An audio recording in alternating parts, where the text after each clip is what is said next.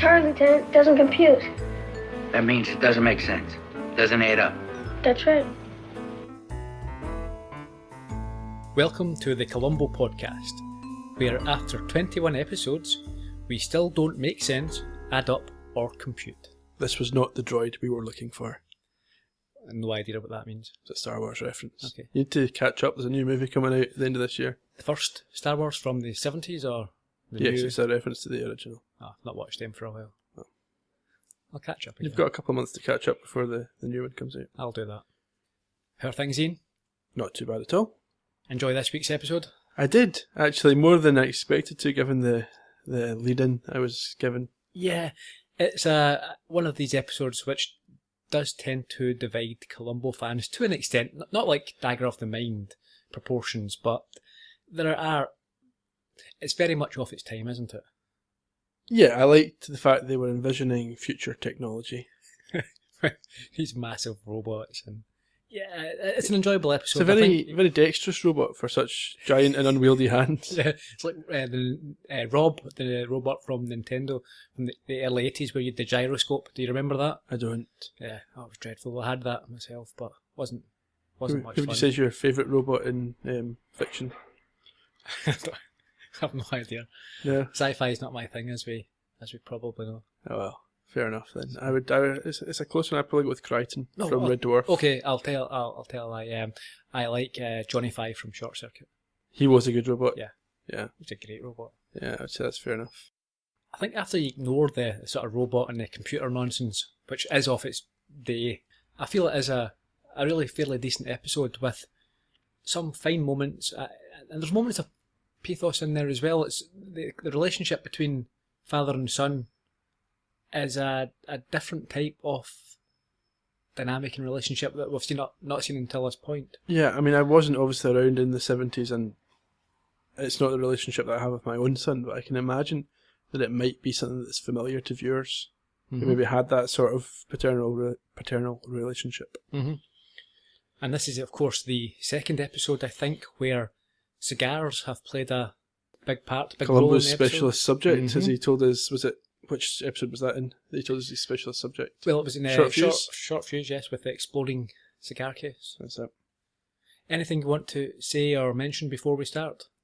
I think we're ready for the summary now.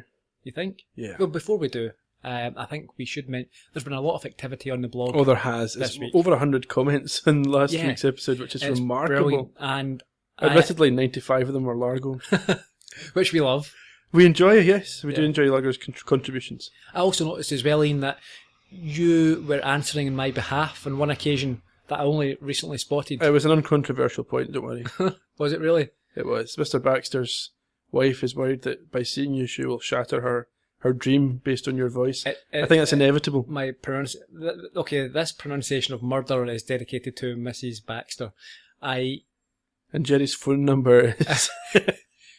It's lucky for you, Ian, that my ego is more akin to Columbo's than the killers in here, or else I might be forced to take a picture Take issue. and disprove your...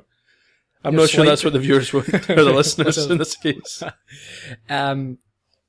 Largo mentioned he took a bit of umbrage at the lack of apparent knowledge of the Second City comedy troupe. Never heard of it. Yeah, I must admit, I am well aware of that myself. Big fan of 70s and 80s comedy, the whole sort of Saturday Night Live and Second City I'm familiar with. Maybe not so much their specific work with Second City, but what they went on to do and what it produced.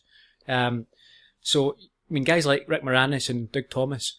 Strange Brew was one of my personal favourite movies growing up. I caught it one night on TV when I was about 10 or 11 and was fascinated with it. Great movie if you get a chance to see it, eh? Well, I think you might have made one or two of our listeners very happy with that little piece of fan service. Yeah, no, it's well worth a mention. As you say, I think we're probably ready just now to crack on with this week's summary, so why don't you give it a bash?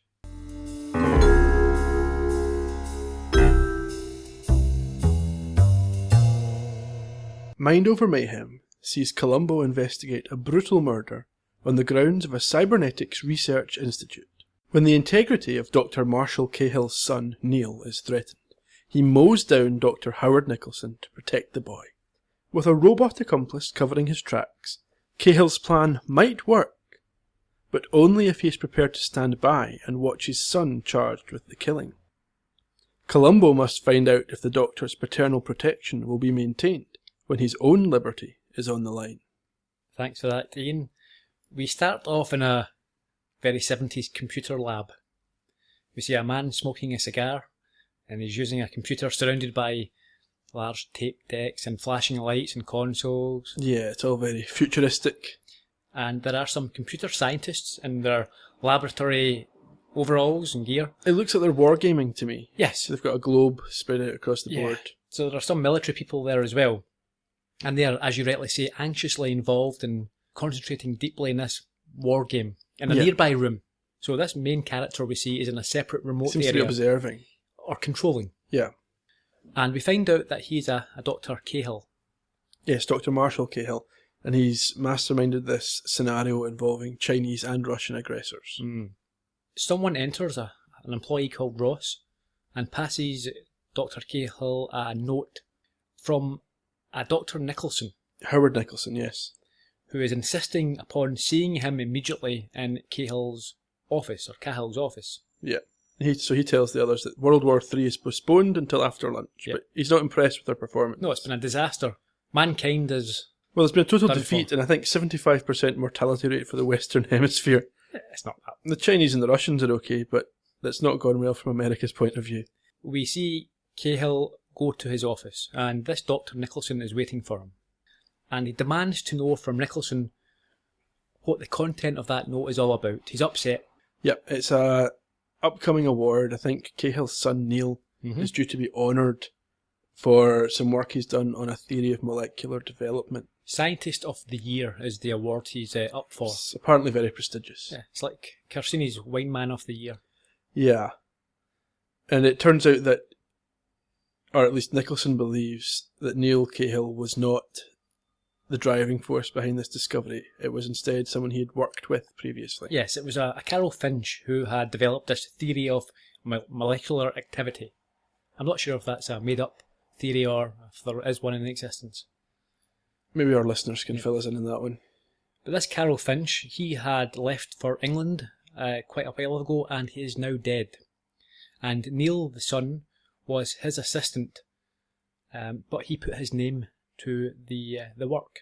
Yep, I think he had been able to verify the work using the computer systems at the Institute, which suggests his father maybe knew about this project. I think it's implied he was aware. I'm sure he was aware of the intellectual capacity of his son, and would have been surprised if he had managed to. Yeah, see, I didn't think this was such a big fraud as they're making it out to be. He was an assistant on it. He worked on this. Okay, he wasn't the original brains behind it, but he completed the work. Perhaps he should have credited the other guy as having been involved in the work, but I don't see a major problem with him taking responsibility for a project that he saw through to completion. Okay, I disagree with you on that. I think that you have to give credit where it's due, and even though the chap is now deceased, I think even more so, he deserves, people who work on it, they deserve the credit, and I think that if you've only partially helped out, you can't take full credit. But that's neither. It's neither here nor there for this purpose. No. It's going to be an expose from Dr. Nicholson. And Dr. Nicholson tells Cahill that unless he admits the plagiarism himself, Neil that is, he will expose him. Cahill suggests... Now, sorry, are we pronouncing this Cahill? I think it's Cahill. Cahill, okay, let's go with Cahill. Yeah. Cahill suggests that Nick resents him and is willing to destroy Neil because of that. Nicholson resents him? Yes. Sorry, you said Nick. I wasn't sure who you were referring to. Okay. Is that what you're going to call him? Okay, more formal. Dr. Nicholson resents him. But yeah, Nicholson disagrees. We have actually a clip here of his view. What do you intend to do? Well, I've asked my wife to persuade Neil to confess his plagiarism to the National Science Organization and to decline the award at the luncheon in San Francisco tomorrow. And if she doesn't persuade him? Then I'll have to expose him myself. Unless you can persuade him to admit the theft, he certainly does whatever you tell him to do. You resent me so much you're willing to destroy my son. Oh, it's you who've destroyed him, Marshal. But not with love, with browbeating domination. He stole the work of a giant to win the approval of a tyrant. You're a radical, Howard. Yes. And a dangerous one to you at the moment. He essentially turns on Cahill here. Mhm. And he's quite forceful in his words, and it's almost unrelated to the actual threat that he's made about the expose. Yeah. It's just, you're a terrible father and it's all your fault. Mhm. He stole the work of a giant to win the approval of a tyrant. Yeah. It's emotive language. It was a great He line. seems really upset. He is. And I think that's reflected later in the episode when Cahill tells Columbo that Dr. Nicholson was not well liked. And I think that actually just may be a reversal of the truth. Sure. Cahill offers a bribe to Nicholson, but he's told in no uncertain terms that he will expose Neil unless a confession is forthcoming. Yeah, what he says is, if Neil himself does not confess, there is no power on earth that could convince me to keep the lid on this. Yeah. So we know the situation, and I think we have established, like in all good Columbo episodes, a very strong motive and reason for what's to follow. Sure. You don't agree? It really depends on how Cahill considers his son. If we're hearing that he's a tyrant and he's browbeating his son, we don't know at this point. Does he care that his son's going to get exposed if he's been this brutal with him? We don't know that yet. Yeah, sure. Okay. Dr. Cahill was played by Jose Ferrer. He died in 1992, aged 80. He was he won a Best Supporting Oscar in 1951 for his role in Cyrano de Bergerac. Okay. He was also nominated twice for Moulin Rouge and Joan of Arc. So three Oscar associations there. That's pretty impressive. Yeah, he's a star on the Walk of Fame, and he also appeared in Matlock, Quincy, Kojak, Starsky and Hutch. And one of my favourite, the first time I became aware of him was in a Murder, She Wrote episode. Death Cast a Spell in season 1, I think, where he played the great Cagliostro, who was a hypnotist. Okay. Which was a nice episode. Now, that actually leads me on to a question I have, Ian. I can't work out why Mind Over Mayhem, what that relates to. Now, okay. and if it was something to do with hypnosis, that would make more sense. Even double exposure, where you were playing with someone's mind. Mind Over Mayhem. My interpretation is, obviously we're told later, an Institute of Geniuses. Mm-hmm. So they're maybe trying to project this idea that the intelligence is rising above the melee below. And that's what's happening here. But also it's alliterative, which is always good. You can't beat it. No. Actually, the actor Bloody playing brilliant. the actor playing Cahill reminded me of Jeffrey Palmer from As Time Goes By. That was who he brought to mind for me. Yes, there's certainly a resemblance there. So we head over to Cahill's home, and we discover that the organisation that he works for and his son works for, and Nicholson works for, is called the Cybernetic Research Institute. And we see Cahill discussing the award with Neil. And Neil knows himself that he doesn't deserve this, and he's quite self-effacing, isn't he? But Cahill's very domineering. Yeah, we talked earlier about how we think Cahill knows. But it's clear that Neil doesn't think Cahill knows from the way he approaches this scene. And he's talking about, suppose I don't deserve the award, and Cahill's response is, you're being modest. Einstein was the most modest man I ever met. Mm-hmm. Neil tries to stand up to him at first, but he backs down fairly quickly. Yeah, he's not the strongest character at this point of the episode, No. Neil. I think we can definitely understand the relationship, and it's something you see in movies and TV all the time. Just that the setting has changed. Often it's a sort of jock father, isn't it, or a sports dad, and the son who wants to do well and be the best. So it's a fairly familiar. Yeah, I mean, even using the awkward phrase that he's very proud of Neil, it's not pride in the sense that you or I would recognise it. It's more expectation. Yeah, Neil. I mean, I liked his performance. Neil was played by Robert Walker Jr. He was born in 1940. He was a Golden Globe top newcomer winner in the same year as Tom Jones and Albert Finney. There you go. He was in Murder, She Wrote, Dallas, Quincy, The Fall Guy, Simon and Simon, Chips, Charlie's Angels, and Easy Rider, the movie. There you go. We continue the Star Trek connection. Now, I have told you I'm not really a Star Trek fan. No. I think I once started to try and watch the original run. Okay. And I intend to finish that off. But I got about 4 episodes in before being distracted. However, I did see the second episode called Charlie X. And he played Charlie Evans in the second ever Star Trek episode. It's a fairly well-remembered episode, I would imagine. Mm-hmm. We go to the Institute. And we see a ridiculous 70s style robot getting beat at chest by a young boy. Yes, he's programmed an emotional program to make the robot a bad loser. Yes, more human-like. And this is his project. So that's it, yeah. He's creating some sort of artificial intelligence, isn't he? Or artificial emotion. Yeah. Cahill tells the boy that he needs to get out and do more normal things. So the kid's a bit of a... Well, we hear this later on, but he's a prodigy. He's a child genius. Yes. So Cahill wants him to go and do more normal childlike things, and he has told him that he has arranged for him to go to the movies that night. Yeah, well, I think what happens is Steve says he wants to go to the movies, but he's not able because it's an R-rated movie and nobody will take him. Yeah. And he's not 17. But Cahill's going to arrange for Murph to take him. We're going to find out who Murph is later. We're going to find out immediately. We go to the garage that is within the Institute. Turns out Murph's a mechanic. He is. He's responsible for the fleet cars. They've all got a fleet car which runs on some sort of new energy. It's natural gas.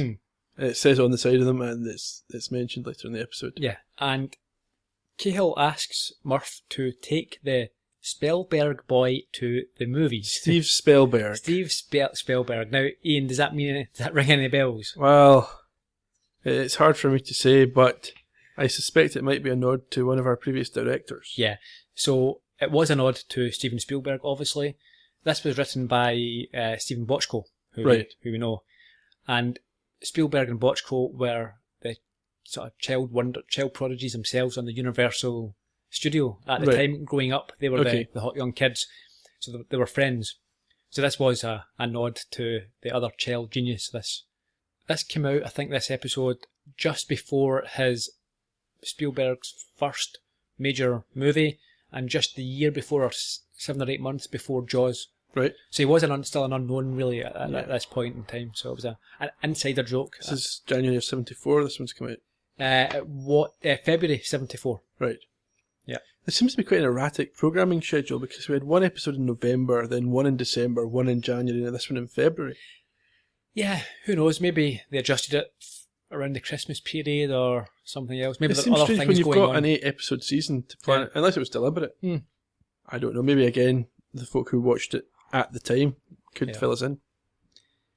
Anyway, Murph is a little unsure about taking the kid to the I think movies. he's nervous because the kid's smarter than he is, or he feels the kid's smarter than he is. He's intimidated by his intelligence. He doesn't want to get caught out. But he's happy to agree when he's given overtime Yes. for it. So And his popcorn's paid for. yeah. So they're off to the movies. Yep.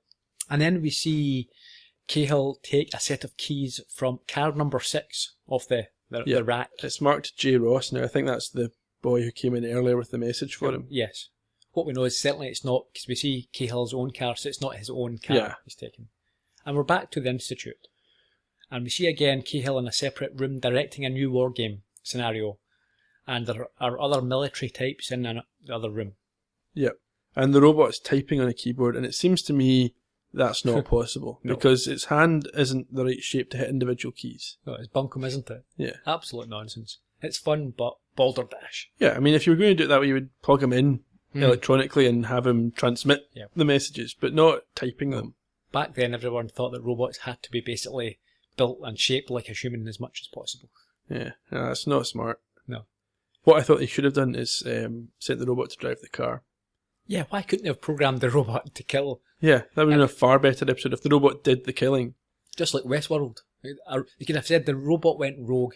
Yeah, it's a bad programming error. I've not thought about that. Yeah, that would have been the better thing, wouldn't it? I was watching the episode, that was what I thought. He should have done it the other way around. He should have stayed there and sent the robot to do the killing. Yeah, good idea. I'll sell it to Universal if they're interested. But yeah, we see that the robot has been programmed to take over his work. Yeah, so this was reminiscent very much of double exposure. Right. So they thought that, the alibi was that he was performing this task that But he the had tape to was do. covering it, yeah. But there's now some sort of technology which has stood in for him. Do you know how the robot was controlled? Was there a person in it, or was it... In real life, I think there may have been a person in it. Okay. I didn't know this actually. I'm not sure. But do you want some robot trivia while we're discussing the Yeah, robot? I mean, was he in any other movies or TV shows? Yes. He, No way. no, he was. He was Robbie the Robot, and he was in a lot of things, but he was most famous for 1956 Forbidden Planet. And that movie itself, the Columbo connection here, is it starred Leslie Nielsen and Richard Anderson, both of whom were in Lady in Waiting. There you go. Richard Anderson was Bryce Chadwick. Right. I think we might even have talked about it briefly at the time. Maybe. And also Anne Francis. She was in that as well, one of Largo's Favourites, yeah. We've got enough pictures though, Largo, Yeah. it's fine. Anne Francis was in Short Fuse and A Stitch in Crime. Yeah. Robbie appeared in numerous TV shows, including 2 episodes of Lost in Space, alongside the other famous robot, and they were both designed by a Robert Kinoshita. We move on to the Nicholson home, where we discover that Dr. Nicholson's wife is much younger than he is. Yes, and that's always... there's always a suspicion there, isn't there, when there's a younger wife people can't accept. Especially when she's been provided by a plot writer on a detective show. Yeah. But we had a reference to her earlier on, we didn't touch on it, but Cahill suggested that Nicholson may have gained information from his wife's therapy sessions with Neil. Yes. And that night she's leaving for an all-night session. Sure. And we see Cahill waiting in his car outside as she leaves. And then he sounds his horn, and Nicholson appears at the door to see who was making the noise. And as he leaves the house, he is immediately run over and killed by Cahill in the car that he borrowed. Yes. It's quite a familiar scene. I can't think of any one particular example, but the car mowing someone down. We saw it a little bit in Requiem. Yes. It was a near miss. So it was a fake, wasn't it? It was a deliberate setup. Yes. But, yeah.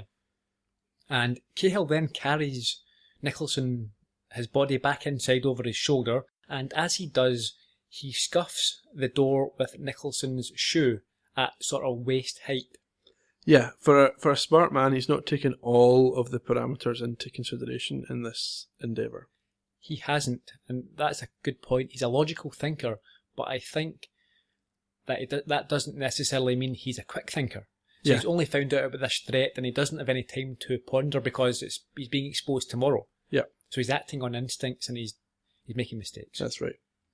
So he places the body on the floor, and he takes out his wallet and watch, and then does the random burglary trope where he throws a cushion or pulls out a drawer or two. My notes have called it the Columbo house wrecking trope. Yeah. He just kind of tips a couple of things randomly over that would never be knocked over in a scuffle. And then it does a weird thing here.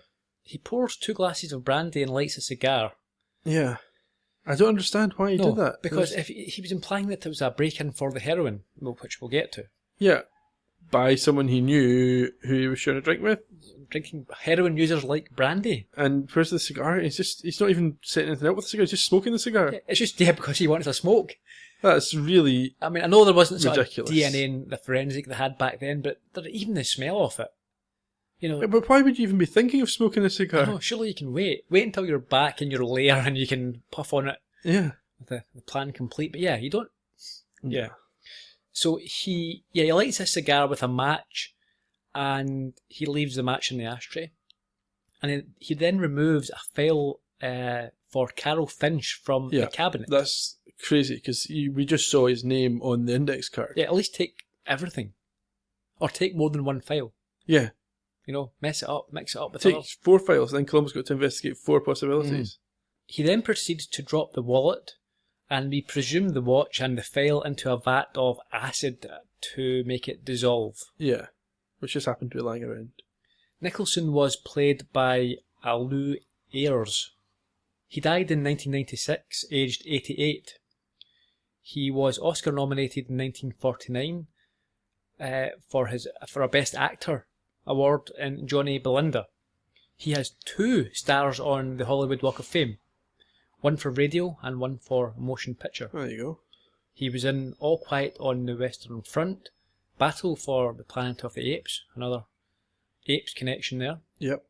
Crossover with Roddy McDowell, perhaps. Mm-hmm. He was in Cagney and Lacey, The A-Team, Fame, Quincy, Macmillan and Wife, I Spy with Robert Culp, and he's interred next to Frank Zappa. That's an impressive piece of trivia. From Nicholson's home we go to the Institute again. Yeah. I think the entire episode takes place at the Institute. It does. Now, normally I sort of try and drip feed the trivia throughout the episode or discuss it at the end, but whilst we're talking about that, it's worth probably mentioning it just now. The episode was shot at Alverno High School, which is a Catholic all-girls school at the moment. That's an interesting one because we've been getting tweets with Google Maps images of locations from Columbo. That might be a good one for picking up if anyone's interested. Yeah, although I'm not sure if you should be going on Google Maps to look at girls' schools. No, Google will blur out people, so it's okay. Okay. And yeah, it's been used an awful lot. It's got a fabulous history in movie and TV. Some of the things that were shot there were Beverly Hills 90210, Legally Blonde, Poison Ivy, Murder, She Wrote, V, and you can still see it's the actual villa itself, which I think is Cahill's home. Right. Cahill returns the car to the lot, but we see before him that there is a dent in the hood of the car. It's another of these things that he's not quite picked up. Same as the scuff mark on the wall. Yeah. It's the little details. He's not planned this properly. We've just talked about it, but he's making mistakes. I'll give him the scuff on the wall because he may not have noticed that. But by hitting a body at enough speed to kill someone, you should be expecting some sort of damage and checking for it. Yeah, I mean, especially when the cars aren't quite as well built as they are today. And especially when it's not your car. So the next person that gets that is going to be complaining about damage to it. It's almost like it's not even factored into his thought process that might happen. He's just not... While he might have the intelligence, he's maybe not got the common sense that he needs to put the pieces together, what the consequences of particular actions are. Yeah. So Cahill returns to the lab and he takes over from the robot in time for the end of the war game simulation, and he announces it a success. Again, this is what I was saying, it's similar to Double Exposure. Almost exactly the same. Yeah. He comes back just at the right time and he tells the team has done well, invites them for a drink. Yep. So they all leave, and as they do, Cahill notices the dent on the car. So he accidentally, deliberately reverses his own car into the car that he had stolen. Yeah, that was quite a good move. I thought that was quite smart. That was smart. It was a decent cover-up. Yep. We now go to... I like this scene. Okay, well, talk us through it. We're at the academy, where the dean of the academy is talking to Columbo. Yeah. Talking about how what is implied to be Columbo's child is not going to make it. He's going to have to leave. He's distracting all the other students. But it's not the kind of academy we're initially thinking it is. No. What type of academy is it? It's a dog training academy. And we've got the return of dog. Yeah, and call comes in for Columbo. He's got to go attend this murder. Yep. And he asks, can I leave the dog for a week? And he's told, no. He demoralises the other students. It's a nice scene here. It's obviously it doesn't feel like padding. We like the humour. We do like the humour, and I think it's just the right length as well. So Columbo then attends the murder scene. Mm-hmm. Yeah, we're back at Nicholson's home, and Columbo's told who the victim is, and that he died between I think 8 and 9. Was that what they said? I can't remember exactly, but it was one in a window. There is no sign of a weapon, but another cop suggests that they look for a baseball bat. Yeah, well, the injuries that have been sustained, there's a fracture to the skull, ribs and legs. I think he's still a couple of baseball bats. This is what he needs to look for. And there's a suggestion that it is a robbery. So the watch is missing, as is the wallet, as well as a can of heroin. From the garage. Yeah, and we're told he was a chemist who had heroin in his garage lab. Sure. Columbo's confused as to why the heroin was in the garage, but he was killed in the house. Yeah. And then he notices the long burnt match in the ashtray. He does, and he knows what that was used for. Mm-hmm. Well, he suspects, certainly. Well, I think, yeah. Columbo is then presented with Mrs. Nicholson, who found the body. He mistakes for Nicholson's daughter. Yes. Oops. She seemed to be used to that response. Sure. And she confirms with Columbo that Nicholson was working in the garage when she left him. Yep. And then we see Cahill arrive to offer his condolences as the wife leaves. Yeah. And you're thinking, why is he showing up here? What's going on? But obviously he is in charge of the whole institute, so it might well be within his remit. Yeah, sometimes in Columbo you get the killer become too involved when it's not necessary. Yeah. But in this case, as you say, yes, you would expect him. It would look odd if he didn't make an appearance. Sure. And Cahill explains to Columbo that the institute is a think tank. Columbo says that he has heard of them. It's a place apparently full of geniuses, genii, whatever the plural for geniuses is. Yeah, and he refers to Nicholson as a close friend and associate. Mm. But it occurred to me, and he must have known because he mentioned it earlier, surely the wife also has the information. Yes, but as we know, she is unable to divulge that because of client-patient confidentiality. Sure. Cahill asks Columbo what's happened, and Columbo is unsure. He says there's conflicting evidence. There are the stolen items, which look like a robbery, but the drinks look like the person was trying to suggest it wasn't a robbery, that the person knew who the killer was. Yeah, he's thinking if someone set this scene up, why have they set up two conflicting parts of the scene? And Cahill suggests that maybe it was a psychopath or drug addict. Yeah. I'm not sure if psychopathic drug addicts drink brandy. I don't know, but I think it's worth considering at this point what Cahill was trying to suggest with the setup of the scene. It doesn't make sense to me. I mean, if he's trying to leave it ambiguous to show, oh, it must have been someone who didn't know what they were doing, I would be too smart to leave it looking like this. He doesn't ever play on that. No, it's far too subtle. You wouldn't. Very risky. You'd have to ensure, but you'd have to be confident that the police would pick up on that subtlety. Yeah. So yeah, it confused me what the purpose of the... Yeah, I mean, the only thing I could think was he wanted it to look like a robbery that was made to look like it was someone he knew. So the person had stolen the stuff, but then set up the glasses. Yeah, risky. It made no sense. Chancy. Mm-hmm. Yes. So Mrs. Nicholson returns, and then Columbo does an actual one more thing. Yep. And he asks if Nicholson was smoking a pipe when she left. Yeah, She confirms yes. I think he's seen a pipe lighter already. Yes, he confirms that the pipe lighter was his. Yep. And she also confirms that the room was cleaned at 5 p.m. and that no one was in it after that. So this interests Columbo, who pockets the burnt match, and then he notices the shoe mark on the door. Yeah, this is the bit I like. There's a really good exchange with the forensics guy here. So Columbo says to him, "You got anything?" He says, "Nope." "What's this?" "Dunno." He's talking about the boot scrape on the door and the polish. So Columbo says to him, "How do you figure that got there?" "Beats me." "You find a pipe anywhere?" "Nope." This is the worst forensics guy ever. He's found nothing. Yeah, I suppose he's thinking, you're the detective, I just present the information. I'm not here to look for clues or anything. I thought it was a great little exchange. So Columbo can't find Nicholson's pipe, and Cahill suggests that it may be at the lab, and he takes him there. Yep. So we're off to his home lab.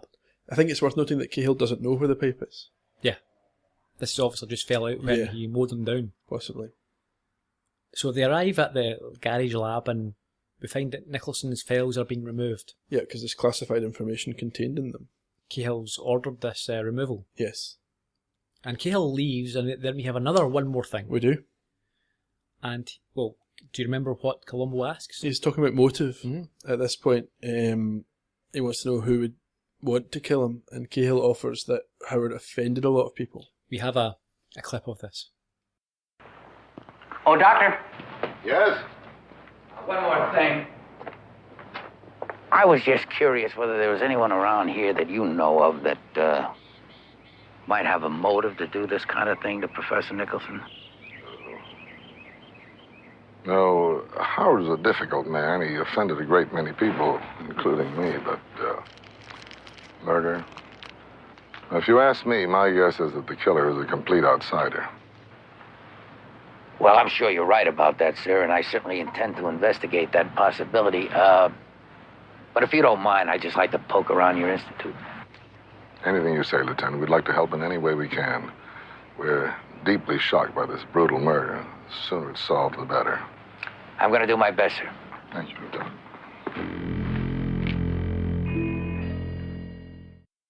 And he makes another crucial error just after this, where he pulls out a cigar. Yeah, it was the unravelling and the fondling of that cigar. Yeah. I think it was a nervous tick. Perhaps, but I think that's Columbo aware of who his killer is at this point. Mm-hmm. Or at least strongly suspicious. Yeah. So Cahill leaves, and then Columbo finds the broken pipe outside on the driveway. Yeah, which hundreds of cops have walked past, but Columbo spots it. Yes. We go back to the Institute garage. And Columbo speaks... Well, actually, before we go back to the garage, the very last shot of that scene I really liked, because there's no words, it's only Columbo on his own. But the acting, I thought, was really good. You know, he's thinking it over, he's figuring it out, and you can see him going through that process without having to say anything, and I thought it was a really good little moment. Mm-hmm. We're at the garage, and Columbo speaks to Murph. Yeah. And we have another sort of car trope here, don't we? We do. He asks if Columbo's cars need looked at, or he's saying you can't look at Columbo's car, he only works on Institute cars. But Columbo points out, it's fine, nothing wrong with my car, it's running like a dream. Murph explains about the accident that Cahill had the previous night. Yeah. And he tells them that logs are kept of all the cars and the mileage. Yeah, another thing that Cahill hasn't reckoned on. Maybe he doesn't know. Well, he must sign in and out, though. He signs his own car in and out with the mileage on the logbook. Do you? I assumed that was all done at one thing, like you sign it, you put the mileage at the start, and you sign it with the mileage at the end. Yeah. Unless it's just something that Murph does once they've been returned. Yeah. Or unless, Cahill didn't think that there'd be such a diligent cop looking for the odd mile here or there. But I think we have already established that Cahill missed a lot of things. He's sloppy, isn't he? He's not a great It's killer. not a polished plan for such a smart man. A smart man, poor killer. Yes. Columbo checks the logs and he finds out that the damaged car had 3 extra miles. Yeah, which he'll later find is exactly what it needed to have to get to Nicholson's house and back. Yeah. Murph was played by an Arthur Batindez, I think his name is. He died in 2000, aged 76. Now, for me, he was best remembered or best known for playing Mr. Kirtland in 4 Police Academy. I'm not familiar with the Police Academy movies. I know of them, I've not watched them. Okay. He was also in Happy Days, Quincy, MacLeod, Mission Impossible, Star Trek. Oh, we got another one. Wild Wild West and I Spy. With Robert Culp, apparently. Yes. There's quite a lot of crossovers that come up and up. Mission Impossible is another one. We're off to Cahill's office again. Not before leaving the dog with Murph. Yeah, I think Murph... Almost reluctantly, yeah. We see Cahill bemoaning Neil's early return from the award conference. Columbo arrives and congratulates Neil on his award, and Cahill ushers Neil out of the room. That's it. And then Columbo explains that he found the pipe on the driveway, and he has also recorded a number of questions. This is weird. He does. I don't know why he's done this. He's got a dictation device and he started recording himself and then playing it back at random occasions. Well, maybe after the double exposure episode where he discovered this device, that he thinks it's a good idea. He's quite progressive, Columbo. Yes, but it strikes me as highly inefficient compared to a notepad, where you can add notes in the margins or you can scribble extra. He's saying he keeps losing his pencil, so he's doing this instead. But with a notepad, you can add a note before something or after something. With this, you have to always fast forward to the end, or you're taping over stuff. He doesn't always use this. Now, you're telling me they've not tried any new technologies or techniques for taking notes, and I shall remind you of your Kickstarter purchase, if you want to describe that, Ian.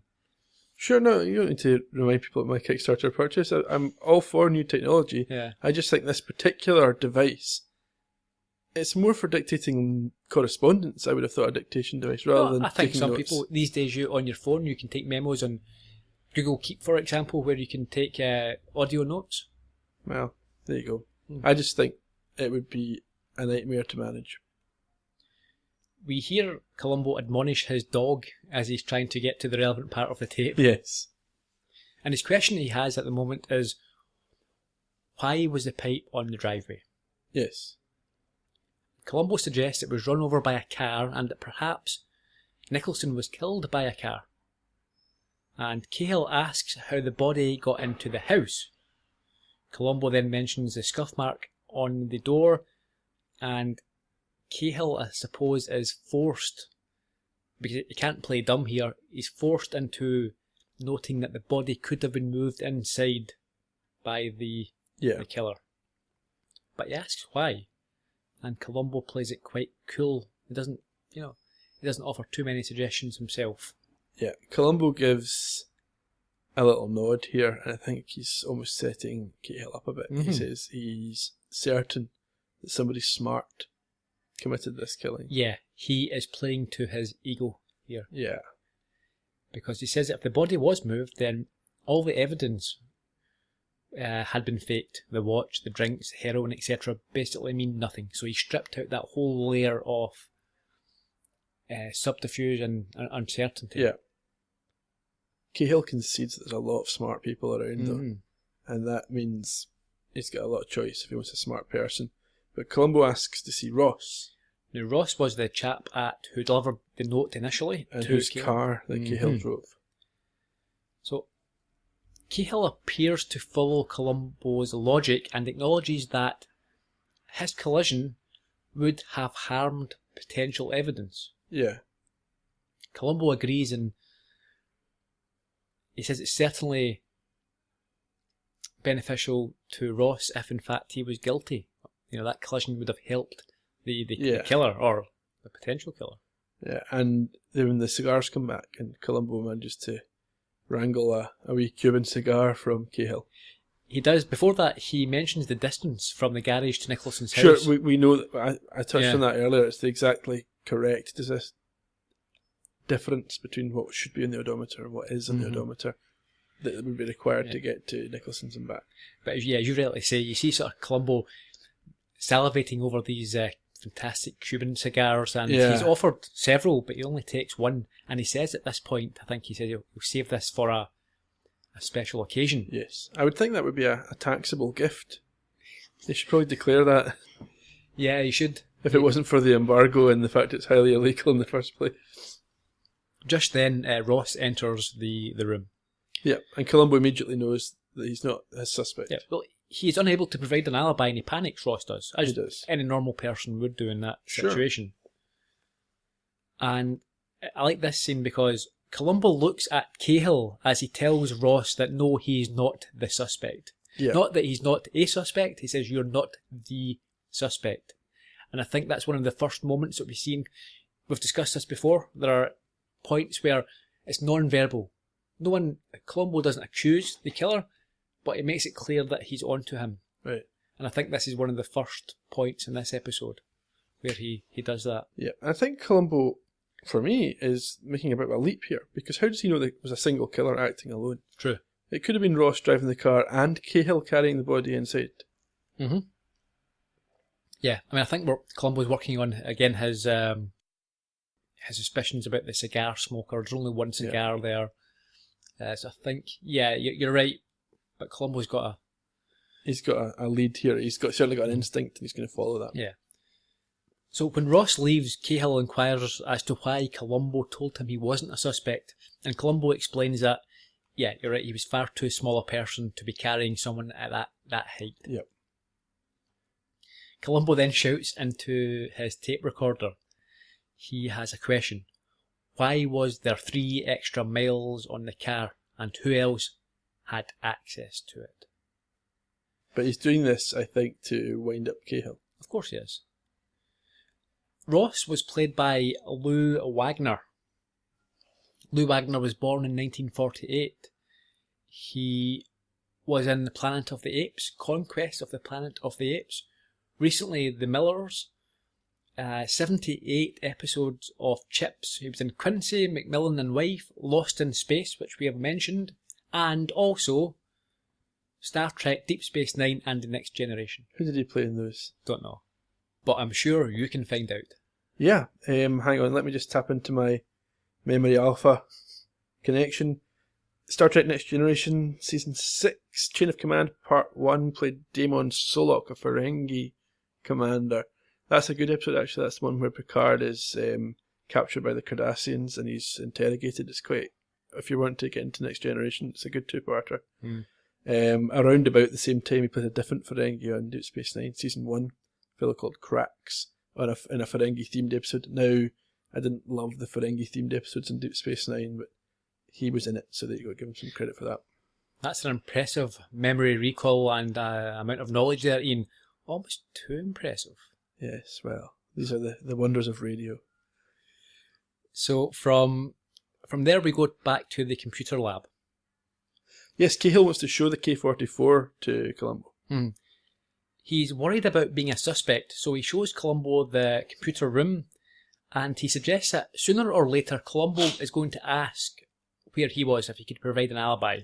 Yeah. And he explains about the war game scenario and that he was the only one who could have been controlling it. Yeah, and Columbo looks frustrated here because he's getting stymied in his approach. And he must know as well that he really doesn't have the knowledge in which to understand if this is true or not. He can be bamboozled fairly easily with this computer science. So we head back to the garage, and Murph tells Columbo that anybody could have sneaked in and taken the keys to Ross's car from the rack. Yeah, he gives his own alibi as well. And he says, yeah, he was with the kid at the movies that night. Which is a key lead for Columbo now, because he's going to go and investigate. So Columbo goes to speak to young Steven Spielberg. Yes. And the boy confirms that he was at the movies with Murph. And he tells him how smart he is. We've got a clip here. I might as well tell you right now, Lieutenant. I'm a boy genius. Oh. Well, that's good. Not always it isn't. People treat you like some kind of a freak when they find out, no matter how normally you act. Well, I'll try not to do that. Well, I think maybe you're a little smarter than most kids, Steve, but in other ways, I guess you're just like other kids, aren't you? I am. Say, guess what I wanted to be when I was 3? It's easy. You wanted to be a cop. How'd you know? I know all kids, they want to be cops. And, I could tell by the way you asked me. Also, the fact that I'm a cop. Well, that's what I wanted to be, all right. But I couldn't. Why not? I was too smart. Oh, no offense, Lieutenant. It's all right. I don't mind. What do you do around here, Steve? I got a grant to... You can understand why Columbo might take offence at that comment. It was funny. I enjoyed that. Yeah. Columbo gets introduced to MM7. MM7 or Robbie, as the actor's called. And Stephen explains that the robot can be programmed to do anything a man can do. Yeah. And then he accepts Columbo's offer to look after Dog. Yeah. And tells him it's the second time in 2 days that he's been treated like a real kid. This is critical because this is where Columbo learns that Cahill sent Steve to the movies, and that cements for him now. He knows who committed this crime. Columbo then asks if Steve can house train his dog, and he says that zoology is not his field, but he will give it a crack. Yeah, I quite like that line. I thought that was a particularly endearing performance by this boy. It's very easy for child actors, especially ones playing geniuses, Irritating. to be very precocious and someone you want to poke in the eye. But I did enjoy this performance. He was played by Lee Montgomery. He was born in 1961, and by all accounts he was a bit of a a teen idol, I think, through his sort of early teenage years and moving on. He was a model. He retired from acting in 1988, but he was in things such as Girls Just Want to Have Fun, Fame, Family Ties, Adam 12, Kojak, and The Mod Squad. There you go. But he's no longer around in the acting world, so who knows what he's doing now. We move on to another crucial scene now.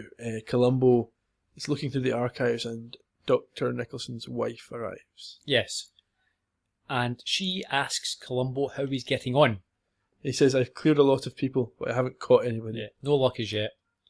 And she suggests that perhaps it was an addict due to the missing heroin. But Columbo tells her that the jar was labelled in sort of chemistry, scientific terms, and that it would be very unlikely that... Yeah, it was the chemical formula for heroin. I mentioned this before in Stitch and Crime, do you remember? When they were also trying to blame a heroin addict from stealing the drugs under the sink. Yeah. And I thought the same, that perhaps who would know what that actually meant. It also came up in the most crucial, not the most crucial, the most dangerous match. When the medicine was switched out. Yep. It's an interesting point here because I wasn't sure what's the connection in Columbo's mind between this file and the murder. It's just a marble connection to anything else that's happened. No, I think it was just the fact that... No, I think it makes sense. I mean, it's for motive. I mean, that's what we get to. He's diligent, so what's happened is you need to look at if someone has been murdered, you look at their life. And he knew that he had these confidential files. So as a cop, you would look at these confidential files. And when you look at these confidential files, you notice something has been taken.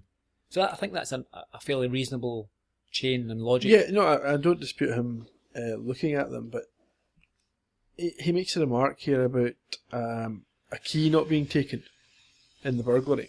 And this is where it bothered me, because he says, they would have taken this key to get access to the classified files. Does he? I think he does. That's what my notes say, so I'm going to trust my notes. And that's where I made this disconnect, because the supposed robbery isn't connected to the files, other than that the Finch file's missing. Mm-hmm.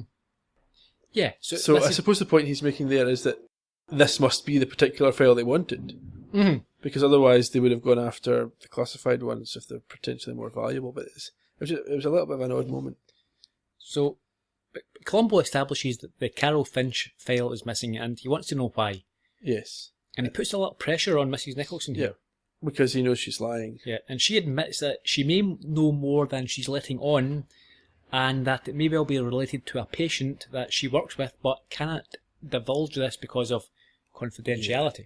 And Columbo knows she's already lied to him, because she told him that she was looking for him and she'd been told he was there, but nobody knew he was there. Yeah, so he is fairly exasperated at this point. He knows he's getting close, but can't quite pin it down. Yeah, and you get this sort of agitated exchange between the two of them, where Columbo says, "Do you have any idea who killed your husband and why?" And she says, "I'm sorry, I can't help you." It's almost like, yes, but I can't help you. We're back to the Cahill home, and Neil invites in Columbo, who tells him that things aren't going well. Neil then admits that he went to see Mrs. Nicholson the previous night, but he can't tell him why. Yeah. And he thinks Columbo is accusing him of the murder, but Columbo tells him that he's not, and asks if the Nicholsons had a happy marriage. Yes. Neil confirms that they were, even with the age difference. And just as he says that, to undermine him, Mrs. Nicholson arrives at his front door. Yes, as Columbo leaves. Neil is exasperated here, and he claims that Columbo thinks he's guilty, but Mrs. Nicholson says no, and appreciates that Columbo is wiser than people will give him credit for. She's very insightful. Yep, and she says that Neil has always felt guilty for the plagiarism, and he is now reflecting that, or projecting that feeling of guilt onto this murder that he did not commit. Yeah. And Neil is very agitated, and he's talking about Columbo. He says, he's no different from the rest of us. Winning is all that counts. Yeah, so and that's not true for Columbo. No, but he thinks it is. Yeah. And Mrs. Nicholson admits that as his doctor, she would like him to admit the plagiarism. Perhaps because that's going to open up the case as well, once that's publicly known. public knowledge. We're back to the computer lab. Yeah, we're still with Neil though. Cahill tells Neil to calm down, that Columbo is clutching at straws, and Neil says that he does have a motive as he did steal Finch's work. Yeah, he confesses to his father and he wants to confess to Columbo. But Cahill says, listen, Nicholson and Finch are both dead now. They should just keep this amongst themselves. And yeah, but Cahill has to leave at this point. He's got something to do. Yeah. Neil says he's going to admit to the theft, but Cahill tells him to keep quiet as it would implicate him in the murder. He's got to go to Oregon, I think it is, and he'll chat to him. They'll discuss it when he gets back. Yeah. We're back to young Steve in his lab. And Steve tells Columbo that the evidence does not compute. We heard this at the top of the show. Yeah, the computer can't solve the crime. No, it says no. He's plugging this data in on these little 8-track cartridges. That's what they're actually using in this episode. Yeah. But he says he'll keep trying. As they get any new evidence, he'll add it in and he'll have all these permutations and he'll see if he can solve the case. Yeah, but this is where Columbo finds out that MM7 can operate the computer, which is crucial. Yes, it is. We're back to the war room. Cahill's talking guests through the setup and is surprised when it becomes active. Yeah, I think what this appeared to me to be are corporate Japanese guests who I think they want to maybe sell some of the technology to. Yeah, perhaps they are either private business or members of the Japanese government. Yeah, I would imagine it's intended to be private interests. That's my interpretation. Yeah. To be fair, yeah, probably at that time the Japanese government would not have been still in best terms with the... And I would think the Japanese tech industry was kind of taking off as well, so I think that would make sense. Sure. So he leaves for the control room to see who's started the equipment, the software, and he enters to find Columbo, Dog, and a nervous Steve watch as MM7 operates the computer. And he shuts it down. Yeah. And dismisses Steve. Yeah, he says he'll talk to him later. So Steve goes, like a young boy with his tail between his legs, he heads out. Columbo's not quite so timid. He's fairly bullish in this scene, isn't he? Yep, he's quite adamant about what he understands through the case, Cahill immediately works out that Columbo has conducted an experiment to prove that the robot could have operated the computer on the night of the murder. Yeah. Columbo is very impressed with the perception of Cahill and agrees. Now this is a proof scene. Yeah. And it's quite a funny exchange here, or monologue. We have, or rant even. We have a clip. Lieutenant, you've obviously been conducting an experiment calculated to demonstrate that double M7 could have operated the computer the night of the murder. Boy, you just saved a lot of time then, Doctor. Yes, sir, you sure did. That's exactly what we were doing. It's my fault, not the board's. I doubt it. You haven't got the brains for it. So let me save you some more time. There is no way on earth you can prove that the robot was at the computer that night, let alone that I programmed him to operate it, which is what you suspect, isn't it? Yes, sir. Well, he doesn't leave fingerprints. You can't take him into a back room and beat a confession out of him with a rubber hose. You can't even arrest him and then get him to turn state's evidence with promise of immunity. So all you have at the moment is a theory. Right now you are in an institution where any staff member, including your little friend Steve, will tell you that the theory isn't worth a damn unless it can be proved.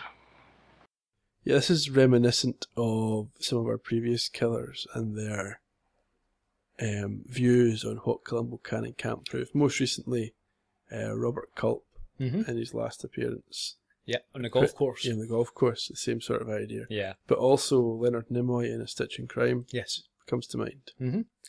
So Cahill leaves and Columbo knows that he has a problem of proof. We quickly go back to the Cahill home and Neil receives a call from Columbo who wants to talk to him about Finch. Yeah. But Cahill is there and he takes the phone and tells Columbo to leave him alone, to stop bothering him and his son, or Columbo's superiors will be spoken to. Yeah, well, I'm not sure that Columbo's that bothered about that. And then Neil said that he needs to talk to Mrs. Nicholson. This is a turning point.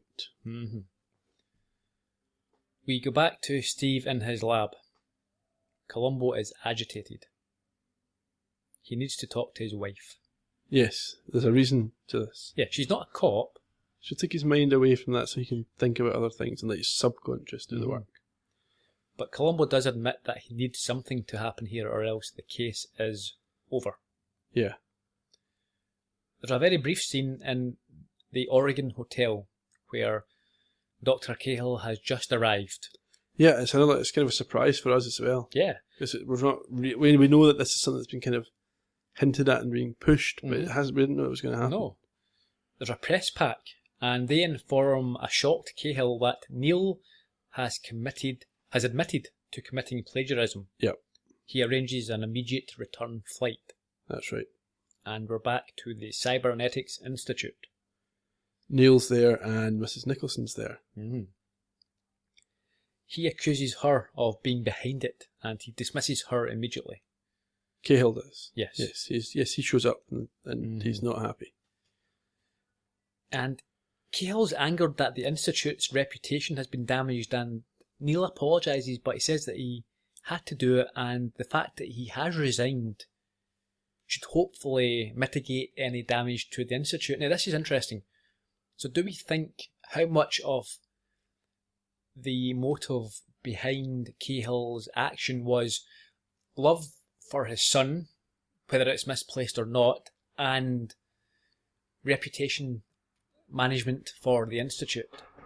Yeah, I think it's more of the former. I think he is perhaps a bit emotionally stunted in terms at least of expressing how he feels, but I think he genuinely was doing these things for Neil. Columbo and uniformed cops arrive, and Cahill demands to know what the hell he wants. Yeah. Columbo apologises for ever suspecting him, and he says that he's here to arrest his son. Now, I suspect that you may have, or do you, have some issues with Columbo's approach here. Is it ethical? Is it correct? Well, we've talked about Columbo's ethics in the past, and it's like he gets to a certain point where he doesn't care anymore. He just wants to manipulate people into doing what he wants. Yeah. And I would consider that unethical, and I would hope that you wouldn't get that nowadays, although you probably do get that nowadays. But that kind of emotional blackmail and that emotional pressure is, to me, immoral and should not be practiced by any civilised police force. Okay. It's effectively a last roll of the dice by Columbo. He knows this is all he has. He won't get any evidence or physical proof here. Yeah. He accuses Neil of having an affair with Mrs. Nicholson, and says he can prove it that he can prove that he was on the grounds at the time of the murder, and that the car he signed out had tobacco in the tyre tread, which has been identified as the same tobacco that Dr. Nicholson smoked. Yeah. Columbo then, now this is even, the accusation or the threat of arrest of the son is one thing. He takes it a step further, because I believe this is obviously also a lie. He produces a witness who says that he saw Neil and Mrs. Nicholson at a motel at weekends. Yeah. I mean, if this was happening in real life, to me, I'd be thinking, well, why is he showing me all the witnesses and the evidence? What's going on? Just arrest me if I've done something. Yeah. Neil screams that he is lying, but he's grabbed by the cops and is about to be booked and charged with murder as he's led away. He's furious. I mean, and the motive's changed. Mm-hmm. That's why we've got the motel owner. It's not the exposure anymore. It's that he was having an affair with Mrs. Nicholson. Mm-hmm. Columbo leaves, and Cahill waits a moment, but then chases after him. And he finds Columbo sitting outside waiting for him, and he's lighting a cigar, the cigar that he gave him. I like this scene. Yeah. What does Cahill say? Well, he confesses. He said it was him. He says, "All right, Lieutenant, you win." Yeah, which is quite a startling position, given that he spent half the episode pointing out how Columbo's not smart enough to be around the Institute. Yeah, it's just dawned on him now that he's been beaten by the better man. Yeah. And as you rightly say, he says he doesn't know if Columbo can hang this murder on his son, but he can't afford to take the chance. And I suppose that supports your previous statement that it was done for the love of the son as opposed to the love of the Institute's reputation. He asks when and how he knew, and Columbo says that he knew after 10 minutes because of the he was looking for a cigar smoker because of the match. Yeah. We have a clip here. Okay. All right, Lieutenant. You win. I did it. Did you, Doctor? I don't know whether or not you'd really hang this on me, but you're a strange man. It was a bluff I couldn't afford to call. How'd you know? I suspected you 10 minutes after I met you. You see this match? It wasn't used to light a cigarette. It was used to light this cigar. And it's burnt from top to bottom. Just like this match. Burnt from top to bottom. But this match was found in an ashtray in Professor Nicholson's living room. The room was cleaned at 5 o'clock. After 5, there were only 3 people in it. Mrs. Nicholson, but she doesn't smoke. Nicholson himself, who smoked a pipe, but who used a lighter. And the third person, the murderer. That first day, I couldn't give a hoot in the hell about a thief. I was looking for a cigar smoker. And they share a cigar at this point as well. Yeah. It's a nice little... It reminds me of a couple of the previous episodes where he's shared a drink. Any old port, yeah. I think there's a genuine... No, he doesn't like him, but he understands he was doing it for the love of his son. Misplaced, although it was, I suppose there was a certain amount of understanding there.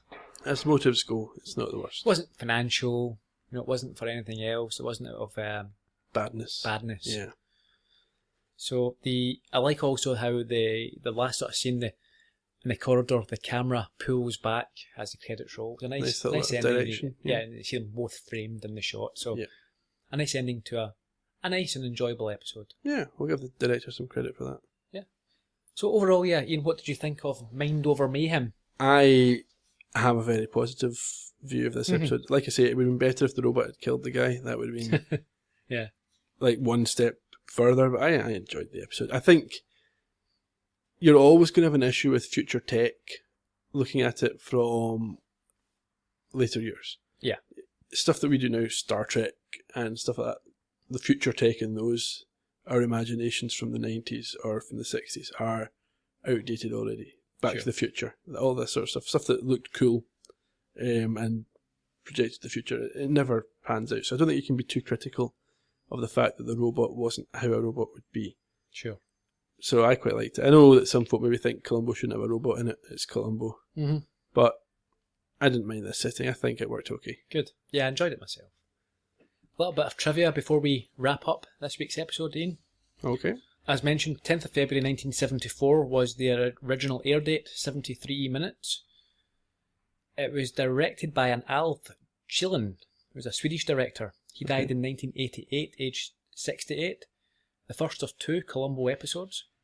He was also an actor in Ice Station Zebra, Mission Impossible, and I Spy. Okay. Directing credits include Dynasty, David Cassidy, Man Undercover TV show.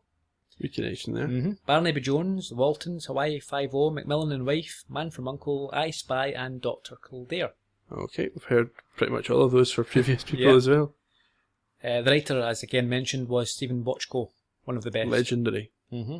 Interestingly, Peter Falk said that this was probably his favourite clue. The match. The match, yeah. I thought it was decent. I thought the clue itself would have been fine, but the context wasn't great, as we mentioned. Yeah. He shouldn't have been smoking. It was a really elementary mistake here to be smoking a cigar when you're killing someone. And the other thing that was weird was this crucial clue was in Columbo's pocket for the whole episode. Yeah, I thought it kept bugging me. That's going to snap. It's going to disintegrate. It's just, it's ash. It's charcoal or whatever. It's truly forensic. Should have been bagging that and getting it off the lab. It was in one of his snottery hankies. Yeah. But yeah, it was a nice clue. Yeah. Before we go, let's do the sort of show review. Okay. So, motive. I think, we understand the motive was to protect his son. And secondly, maybe protect the Institute. Fine. Happy with that? I think he also just didn't like the guy. Yeah. I think it's probably part of it too. clues and suspicions. So we've got the burnt match, we've got the scuff mark, we have the broken pipe, and then we have the fact that the robot can be programmed. Yeah, you got the dent in the car as well. Dent in the car, You've got the fact that the heroin was missing from the garage and everything else was missing from the house. Yeah. And you've got the setup with the 2 drinks, which is also concerning for Columbo. Sure. So I think, yeah, that the clues and suspicions are solid. Yeah. Yeah, I mean, I didn't actually understand Columbo's exasperation because I thought he had plenty of leads. He was getting a bit prematurely worried that his case wasn't proceeding. Sure. And then the gotcha, I think, fairly solid. He admits it. Sure. I mean, we look at these things. We had a complaint on the Yeah. comments last week that we put these in this. We always say, if at the end of each season, if Columbo didn't get the confession, if we have a decent lawyer and those confessions are not valid, was there enough evidence? We're not doing that to undermine Columbo or make him look bad. It's just a bit of fun. It's just a bit of fun, yeah, because obviously Columbo gets his man in the end, but what we're looking at is we have to, even the admissions of guilt, your average guy months down the line when he gets legal representation, especially the Columbo killers who generally have the resources to hire some of the best legal representation in the country, would certainly be advised to change their their position. Yeah. Yeah, and some of them fold very easily, which is why we put that stipulation in. Yeah. If it was just the ones that it's a legitimate, he's worn them down and won, that's some of them just kind of cave in. So that's why it's a bit of fun. Yeah. I think the gotcha in this one, unethical, and I think would be inadmissible in a modern court. Yeah. But I suspect it would probably stand up okay at that point. Sure. So that's us for this week, Ian. I think we should just say thank you again to everyone who listens, downloads, comments, contributes. I mean, like we said earlier, over 100 comments on last week's show. If you want to get involved in talking to other Columbo fans, they're at columbopodcast.com. Speaking about the episode, it's not just Larko, like we said earlier. There are a lot of people, so please don't be shy. Come and join in the conversation and talk about your favourite episodes or the most recent episode, whatever you want to do. Also, please, I know we ask every week, reviews and ratings on iTunes make a big difference to the show. They help more people find the show, which helps the show keep going. So please do remember, if you have a chance, to give us you don't have to leave a written review, just a wee star rating on iTunes, and it'll make a world of difference. Next week we have Swan Song. I'm sure that might have popped up in some of these top 20 lists. Am I imagining that? No, I'm sure it has. I'll look forward to that then. Good episode. Penultimate episode of the season. We're racing away. Powering through. Yeah. Okay. Thanks again, everyone, and we shall see you next week. Cheerio.